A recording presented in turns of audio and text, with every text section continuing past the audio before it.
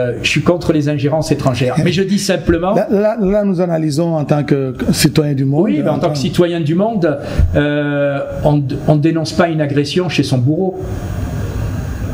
On dénonce une agression aux côtés des siens. Voilà. Et je me suis dit, mais voilà, si en 1940, le général de Gaulle avait fait un appel pour sauver la France de Berlin, tout le monde aurait dit, il y a quand même un problème. Voilà. Donc ce qui me choque, vous l'avez dit, il est à Goma, occupé par des forces étrangères et par une milice terroriste. Est-ce que c'est vraiment le bon endroit pour lancer un appel? Et est-ce qu'en réalité, si c'est à Goma, ça n'a pas une signification très claire? Voilà. Il y a un agresseur qui est clairement nommé quand on fait une déclaration dans une zone où l'agresseur est occupant. Est-ce qu'on est vraiment l'ennemi de l'agresseur?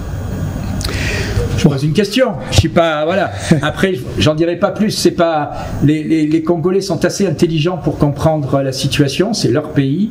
Voilà, je sais pas. Le temps de donner des leçons est fini. Mais voilà, moi, ce qui me choque, c'est ça. Quand j'ai sans cesse que c'est pas parce qu'on parle trop peu d'un drame que malheureusement ce drame ne continue pas. Et deuxièmement, maintenant je pense que tous les députés sont à peu près sur la même longueur d'onde. On verra quand on reviendra de cette mission, mais il est évident qu'il faut une deuxième étape. Et c'est laquelle cette deuxième étape justement? De la deuxième étape, c'est en montrant clairement le coupable. Moi je dis, il faut des sanctions contre le principal coupable, contre le principal instigateur. Vous voulez parler du président Paul Kagame? Je veux parler du président Paul Kagame. Mesdames, Messieurs, merci de nous rejoindre dans ce magazine politique question d'actualité. Nous allons parler aujourd'hui de la situation sécuritaire dans l'Est de la République démocratique du Congo, vue par un député européen. Il s'agit de Thierry Mariani, 25 ans, député français. Aujourd'hui, il est à son deuxième mandat au Parlement européen après celui de 2019. Il a été reconduit en 2024, ministre des Transports sous Sarkozy et haut représentant de la France en Afghanistan. Thierry Mariani, bienvenue sur ce plateau. Merci, bonjour. Vous revenez en RDC après 2 mois. Oui, puisque j'étais ici il y a presque 3 mois, et j'avoue que ça avait été un voyage avec 2 de mes collègues, Virginie Joron et Philippe Olivier, qui avaient découvert un peu le pays, et puis avec des moments de ce déplacement qui étaient extrêmement intéressants, bien sûr un entretien qui nous avait été accordé par le chef de l'État, et beaucoup de rencontres avec des personnalités politiques qui nous ont mieux expliqué la situation. Je pense à la Première ministre, je pense à des ministres de la Défense ou à des parlementaires comme par exemple les responsables de l'Union nationale, mais aussi dans les rencontres peut-être un peu originales. Je garderai comme souvenir cette rencontre à l'université de Kinshasa avec plusieurs centaines d'étudiants dans l'amphithéâtre. Et il y a un échange de questions de jeunes. Oui, et puis personne ne se faisait de cadeaux.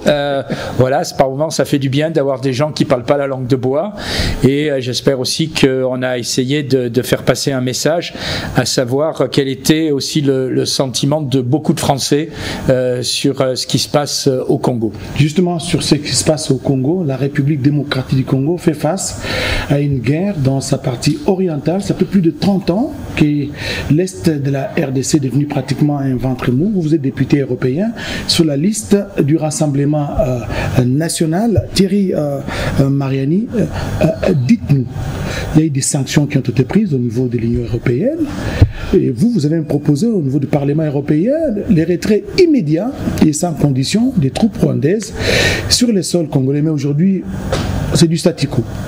Oui, bah écoutez, en ce qui me concerne, c'est un peu un combat de longue haleine, puisque dans le précédent mandat, j'avais d'abord été intrigué par cette fameuse convention sur les minerais rares.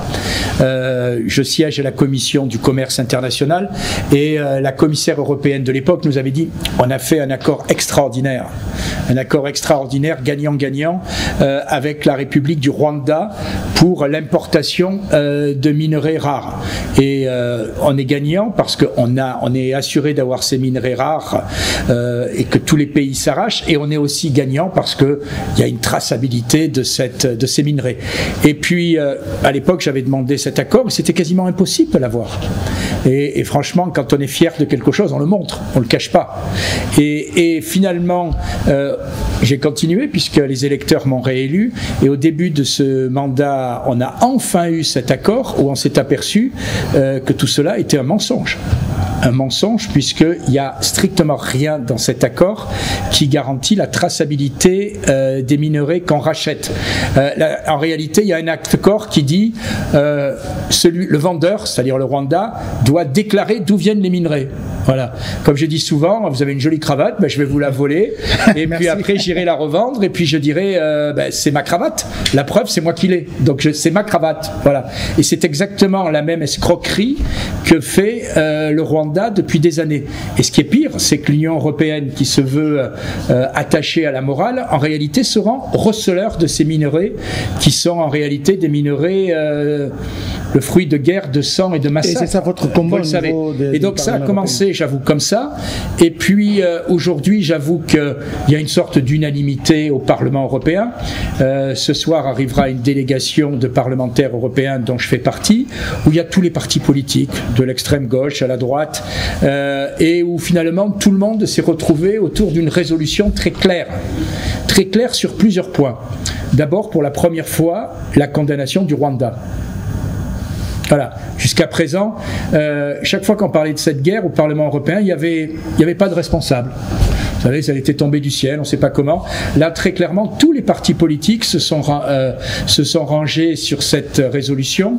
Et elle reconnaît la responsabilité du Rwanda. Deux, pour la première fois, elle prend un certain nombre de sanctions. On a sanctionné Laurence Kanyuka, on a sanctionné 6 ou 7 responsables, dont certains ne viendront jamais probablement en Europe, puisque donc je ne pense pas que la sanction soit extraordinaire pour eux. Et d'autre part, on a sanctionné une société avec laquelle le Rwanda exportait ses minerais. Je suis persuadé que depuis, ils ont recréé une autre société avec un autre nom. Donc, en réalité, aujourd'hui, la question que se posent beaucoup de parlementaires, quel que soit le parti politique, j'insiste un peu là-dessus, parce que pour une fois, il y a une quasi-unanimité au Parlement européen. J'ai bien dit au Parlement européen. On en parlera peut-être tout à l'heure de la Commission européenne. Et donc aujourd'hui, 3 mois après ces sanctions, 4 mois après une résolution, même plus, qui a été votée au Conseil de sécurité. La résolution 2773. Voilà. Eh bien, en réalité, qu'est-ce qui s'est passé? Pas grand-chose. C'est ça, justement, c'est que ça raconte dans l'opinion congolaise. Les Congolais il y a une avance, des résolutions qui sont prises, et ce n'est pas la première. Le Conseil de sécurité des Nations Unies a toujours pris des résolutions, mais la mise en œuvre de ces résolutions pose souvent problème. Elle pose toujours problème. Voilà, si vous relisez, si vous revoyez, j'arrive à le dire, revoyez l'émission qu'on avait fait dans ce studio il y a 3 mois avec l'un de vos collègues, j'avais dit attention, une résolution c'est un premier pas. Il faudra après que la Commission la mette en place. Il faut bien comprendre que les institutions européennes, vous avez un Parlement qui vote des textes, mais après, la plupart de ces textes, quand ce n'est pas des textes législatifs, doivent être appliqués par la Commission et le Conseil européen. La Commission, c'est les 27 commissaires présidés par Mme von der Leyen, et le Conseil européen, c'est les chefs d'État européens. Or, qu'est-ce qu'on a vu? À la première réunion qui a suivi le vote de cette résolution, d'abord, il n'y a rien eu. Il n'y a rien eu, pourquoi? C'est pas très clair, on ne sait pas si c'est un veto, on n'a pas compris s'ils n'ont pas voté, etc. Mais bref, ce qu'on sait, c'est qu'il n'y a rien eu à cause du Luxembourg. Alors on s'est dit, tiens, c'est bizarre, pourquoi le Luxembourg? Alors quand on cherche un peu, on s'aperçoit que le Luxembourg a un accord avec Kigali pour monter une place financière au Rwanda. C'est vrai, soyons clairs, que le Luxembourg est une sorte de, je sais que les Luxembourgeois n'aiment pas qu'on dise ça, mais tous les banquiers le savent, une sorte de mini paradis fiscal au sein de l'Union européenne. Voilà. Et donc, ils sont en train un peu d'exporter leur modèle en Afrique, et c'est au Rwanda. Alors, est-ce que c'est lié ou non? On nous explique que non.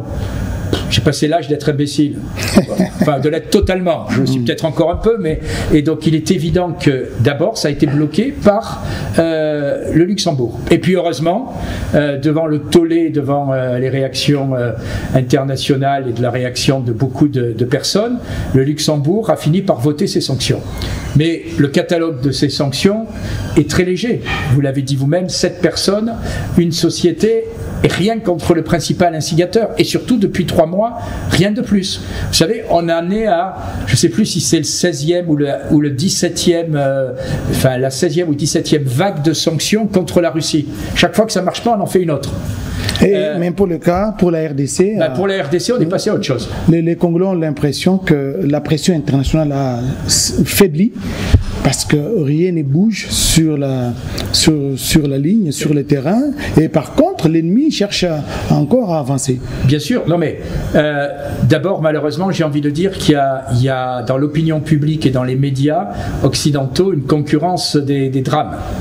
Il y a la guerre en Ukraine, qui bien sûr pour les Européens est un sujet de proximité, et ils se sentent directement concernés. Il y a la guerre au Moyen-Orient. Et très peu de fois, trop rarement, on parle de ce qui se passe chez vous dans la région des Grands Lacs.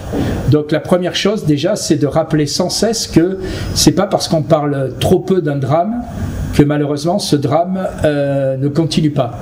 Et deuxièmement, maintenant je pense que tous les députés sont à peu près sur la même longueur d'onde, on verra quand on reviendra de cette mission, mais il est évident qu'il faut une deuxième étape.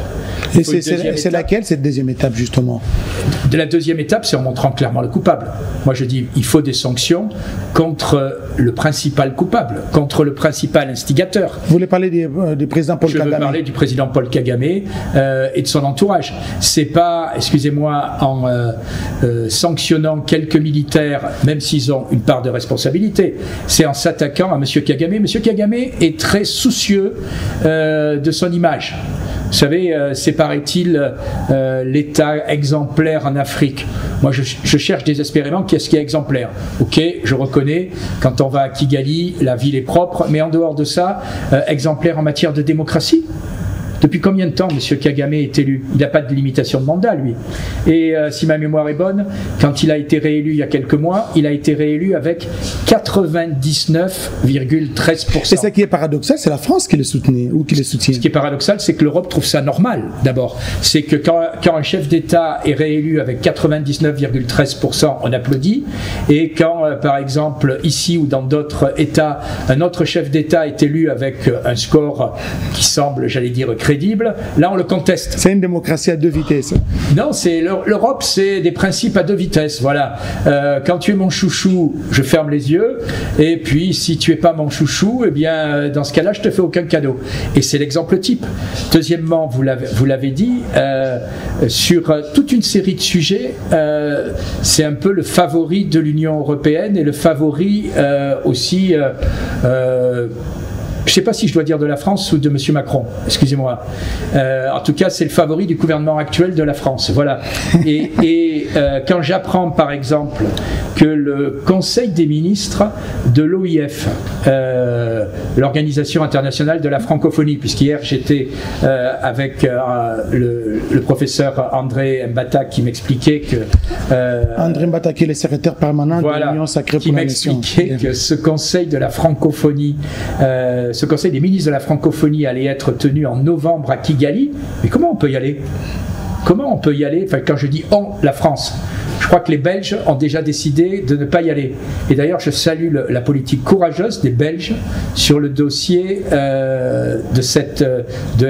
dans le conflit RDC-Rwanda. Et il n'y a que la France qui traîne encore les pas, même si c'est quand bien même elle a porté la résolution. Alors, écoutez, je suis français. Normalement, je devrais défendre la position de la France et je vais essayer de voir les bons côtés. Je vous laisse le soin de souligner ceux qui sont moins bons. La France a pris un rôle déterminant aussi dans la résolution de l'ONU. Il faut le dire.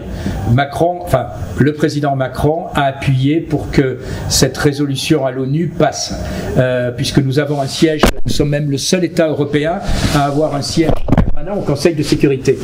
Mais par moments, je me demande si c'est pas un alibi. Parce que quel est le point commun entre la résolution au Conseil de sécurité, largement adoptée, et la résolution au Parlement européen largement adoptée. C'est qu'il y en a eu après. Si vous me permettez, il faut un peu d'après-vente, quoi. Or, la résolution de l'ONU telle qu'elle a été votée, grâce, d'ailleurs, je le répète, au soutien de la France, eh bien, normalement, après, il y a un certain nombre de choses à mettre en place pour garantir, justement, que la paix redevienne dans la région. C'est par exemple quoi, rapidement? Par exemple, il y a un certain nombre, il y a des forces qui doivent être mises en place pour assurer cette sécurité. C'est un élément des plus importants. Or, tout ça... Aujourd'hui, on est passé à autre chose. Et donc, ça prendra beaucoup de temps pour que cette résolution soit mise en œuvre. Je ne sais pas si ça prendra beaucoup de temps. Vous savez, sur le Moyen-Orient, il y a une collection de résolutions qui n'ont jamais été mises en œuvre. Mais maintenant, si M. Macron est sincère sur ce dossier, personnellement, j'en doute, mais je me trompe souvent. Donc, vous voyez, je fais des fois crédit. S'il est sincère, eh bien, il faut qu'aujourd'hui, on se batte pour mettre cette résolution en fonction. Voilà. Une résolution, c'est pas un texte. Une résolution, c'est voilà ce qu'il faut faire, voilà ce qu'on doit faire.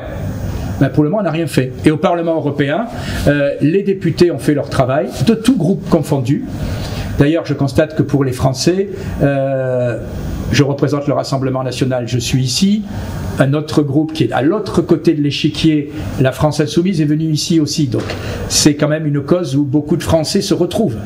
Je pense que côté français aussi, il faut qu'on ait une politique claire. Voilà. Par exemple, comment on peut condamner l'agression d'un pays contre un autre et aller à un sommet des ministres dans quelques mois à Kigali. Je pense qu'il faut très clairement la France doit être très claire, montrer sa position clairement comme l'a fait la Belgique. Vous l'avez dit, Thierry Mariani.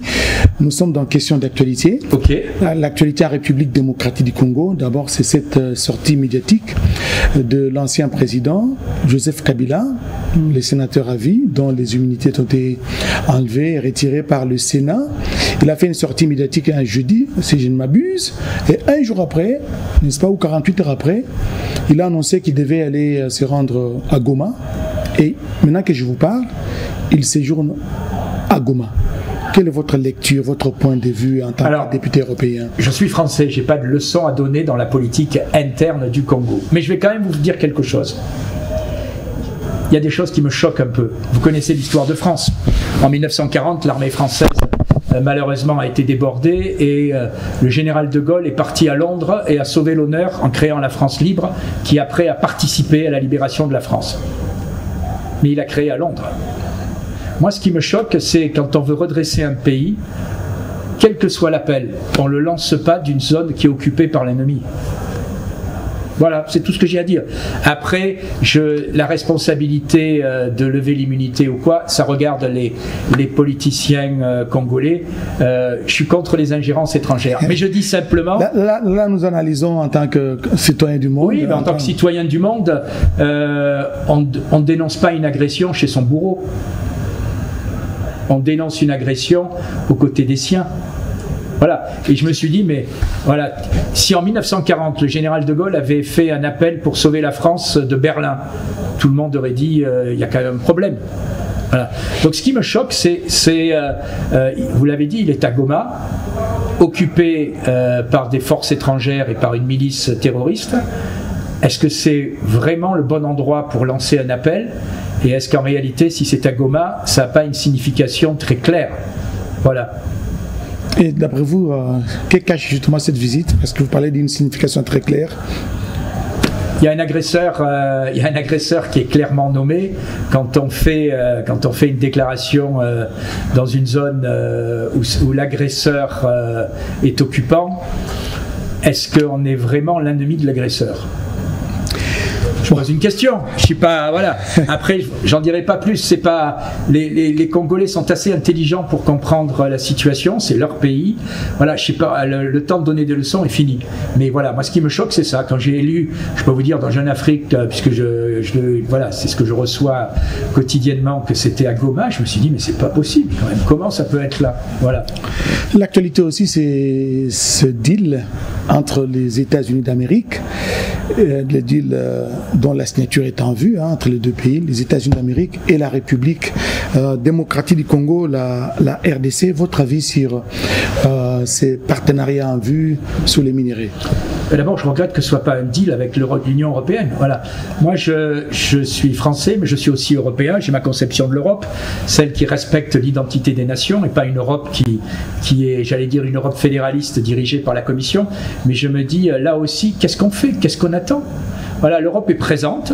Vous savez qu'il y a ce qu'on appelle le Global Gateway pour aider un certain nombre d'opérations, par exemple sur le couloir de Lobito, sur d'autres sujets, l'Europe aide. Mais pourquoi on n'a pas pris l'initiative de faire cet accord? C'est la première chose. Voilà. Avant, ce qui m'inquiète. Les États-Unis ont fait le premier pas. Oui, non, mais ce qui m'inquiète. Alors, vous savez, l'Europe, si on est honnête, il y a deux pôles. Il y a des gens en Europe qui sont tournés vers l'Est. Et je les comprends, parce que quand on est polonais, lituanien ou hongrois, on regarde plutôt à l'Est. Et puis il y a des gens, des États qui sont tournés vers le Sud. Quand on est espagnol, français, italien, on regarde vers le Sud et on regarde vers l'Afrique. Je regrette qu'on n'ait pas pris cette initiative. On a une responsable de la politique étrangère qui est une personne de qualité. Elle a été Premier ministre dans son pays, Madame Kaja Kallas. Mais malheureusement, je crains que pendant les 5 ans à venir, elle est estonienne. On regarde à l'Est en oubliant que peut-être l'avenir de l'Europe, il est au Sud. Donc première remarque, on aurait dû être là. Deuxième remarque, écoutez, si cet accord peut amener la paix, si cet accord peut amener la fin d'une occupation, tant mieux. Après, pour le moment, on parle beaucoup d'un accord, mais personne ne sait ce qu'il y a dans l'accord. Monsieur Trump est un expert en communication, il donne des leçons à la terre entière en ce moment, mais ça change tous les jours. Quand je suis parti de Paris, on avait des droits de douane à 50% qui devaient s'appliquer quasiment la semaine d'après. Puis maintenant, j'ai appris ce matin que c'était peut-être, mais dans 10 jours de plus. Donc tout change en permanence. Voilà, qu'est-ce qu'il y a dans cet accord? J'en sais rien. C'est pas, j'espère simplement que cet accord remplira 2 conditions. D'abord, respecter la souveraineté congolaise. Vous n'avez pas quitté le statut de colonisé pour être, j'allais dire, dominé économiquement par un seul pays. Donc j'espère et je fais confiance à vos autorités pour faire en sorte que la souveraineté congolaise soit respectée. Le partenariat, oui. La souveraineté, non. Et deuxièmement, j'espère qu'il y a une condition qui n'est pas que le business. On le sait très bien, monsieur Trump raisonne en businessman, d'accord? Mais on doit aussi raisonner en homme d'État. Un homme d'État, c'est aussi qu'un occupant quitte un pays. Qu'une guerre qui existe depuis 30 ans dans l'indifférence. Et si ça peut ramener la paix, comme vous l'avez dit, c'est un accord qui sera bien salué par la population congolaise. Mais si l'accord des États-Unis ramène la paix, garantit un partenariat et, j'allais dire, respecte la souveraineté, je suis le premier à applaudir. J'applaudirais avec un peu de regret, parce que je me dirais quand même, ça aurait dû être l'Europe, peut-être la France. Mais bon, la France, malheureusement, visiblement, a choisi quand même, a plutôt un favori. Et donc, voilà, quelle occasion manquée. Mais pour le moment, j'attends les détails.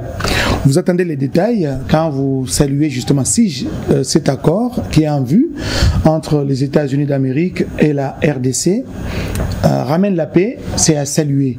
Et vous ne voyez pas que c'est vraiment l'échec du multilatéralisme, dans ce sens que il y a l'Union européenne, il y a l'Union africaine, il y a beaucoup d'organisations sous-régionales qui n'ont pas su ramener la paix là où peut-être un seul pays comme les États-Unis, quand ils ont toussé, et nous avons vu nos 2 ministres, donc la ministre d'État des Affaires étrangères de la RDC, Thérèse Kayikwamba, faire les déplacements vers les États-Unis. Nous avons vu les ministres rwandais des Affaires étrangères aussi s'est retrouvés aux États-Unis. Ils ont signé une déclaration de principe. Et là, l'opinion estime que c'est le bilatéralisme maintenant qui prend les dessus. Écoutez, si le multilatéralisme ne marche pas, autant essayer effectivement ces rencontres à 2. Après, je suis très prudent. Voilà, vous savez, on parlait tout à l'heure des résolutions européennes et à l'ONU qui manquent, j'allais dire, de suite. Est-ce que cette déclaration aura une suite? On se souvient aussi de la rencontre avec le Qatar. Voilà, pour qu'il y ait une suite, il faut que chacun le veuille. Voilà. La volonté de la RDC est évidente, c'est le pays occupé. La question que je pose, c'est est-ce que M. Kagame a la même volonté? Voilà. Il est évident qu'aujourd'hui, celui qu'il faut un peu forcer et entraîner à respecter la souveraineté de son voisin, c'est M. Kagame. Voilà. Et donc, je le répète, je ne suis pas un adorateur de Trump. Moi, j'étais très prudent, vous savez, quand il a été élu. Je pense qu'un Américain reste toujours un Américain, c'est-à-dire quelqu'un qui dit en permanence America First. Je le respecte. D'abord les intérêts américains. Mais c'est d'abord les intérêts américains, c'est-à-dire les autres après. Et donc, c'est loin du multilatéralisme où c'est chacun à son intérêt. Et puis, je me souviens des déclarations sur l'Ukraine où la paix devait être faite en, je ne sais plus, 5 jours, 10 jours, 20 jours. Malheureusement, ça fait bientôt 6 mois et il n'y a toujours rien. Donc attendons, c'est positif que les gens se rencontrent, c'est positif qu'il y ait des discussions, mais la question que je me pose, c'est est-ce que M. Kagame ne cherche pas simplement à gagner du temps? Voilà, parce que s'il était vraiment sincère, il y a la résolution de l'ONU, il y a la résolution de l'Union européenne. Voilà, j'ai l'impression qu'à chaque fois, vous savez, il change de terrain. Et puis à chaque fois il y a une sorte de nouvelle virginité. Alors il arrive au Qatar et on dit ah c'est bien, il discute. Après il est aux États-Unis, on se dit ah il discute. Voilà. Faut pas être naïf. La question que je pose, et vous connaissez mieux la réponse que moi, est-ce qu'aujourd'hui par exemple les combats se sont stoppés dans les régions qu'il occupe? Est-ce que son avancée s'est arrêtée?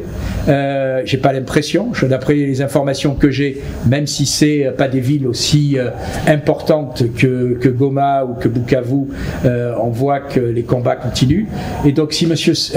Kagame est sincère, eh bien il peut arrêter tout de suite. Voilà. C'est pour ça que je pense que pour là, je vais m'engager, je pense que sa sincérité est totalement de façade et qu'il y a un moment où il faut clairement montrer à ce personnage qui est un chef d'État eh bien que la communauté internationale est décidée à prendre des sanctions contre lui s'il n'a pas une position raisonnable.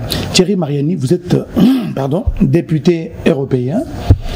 Je sais que vous faites beaucoup pour les Congolais RDC, pour la région, puisque Kagame montre une sincérité de façade. C'est quelqu'un qui est de versatile, change à tout moment. Qu'est-ce que vous comptez faire au niveau de l'Union européenne? Parce que la population congolaise commence à se fatiguer de tout ce qui est fait au niveau de l'Union européenne, au niveau du Conseil de sécurité. Parfois, à un moment donné, on s'est dit il faut se prendre en charge. Non, alors d'abord, je pense que M. Kagame ne change pas de façade. Il a une ligne et il donne l'illusion. Voilà. En réalité, c'est un bon comédien qui montre qu'il veut discuter, mais en réalité, il sait très bien où il veut aller.